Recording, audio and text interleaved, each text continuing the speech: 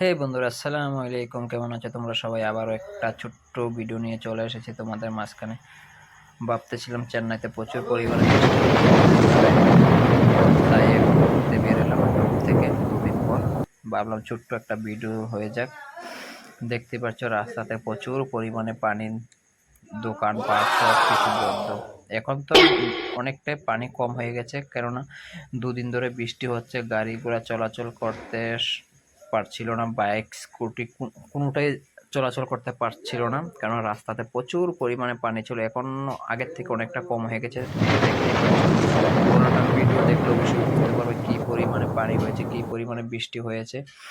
দেখতে পাচ্ছ দোকানপাট যা আছে সব কিন্তু বন্ধ হয়ে গেছে। এটা হচ্ছে চেন্নাই কারাপাকম একটা সিটি। দেখতেই পাচ্ছ মেইন রোড একদম পানি ভরে আছে, আর দোকানপাট যা আছে সব কিন্তু বন্ধ হয়ে আছে। লোক চলাচল বন্ধ, সবকিছু টোটালি বন্ধ হয়ে আছে, কেননা দোকানপাট বন্ধ হয়ে আছে, তার জন্য লোক চলাচল করতে পারছে না। পুরো রাস্তাতে পানি পানি। দেখতেই পাচ্ছ কি অবস্থা হয়ে আছে চেন্নাই শহরের। কারাপক্কম, এটা হচ্ছে কারাপক্কম। দেখতেই পাচ্ছ আর একটা লোক দেখো বিড়ি খাচ্ছে রাস্তাতে বসে বসে, সে কিন্তু আমার সাথে এসেছে। এটা হচ্ছে চেন্নাই গলিতে আসছিলাম ঘোরার জন্য, চা খাওয়ার জন্য, কিন্তু চায়ের দোকান তো বন্ধ, তার জন্য ভাবতেছি একটু আগে যাই দেখি পাওয়া যায় কিনা। দেখো কি অবস্থা রাস্তাঘাটের, একদম পানিতে ভরে আছে।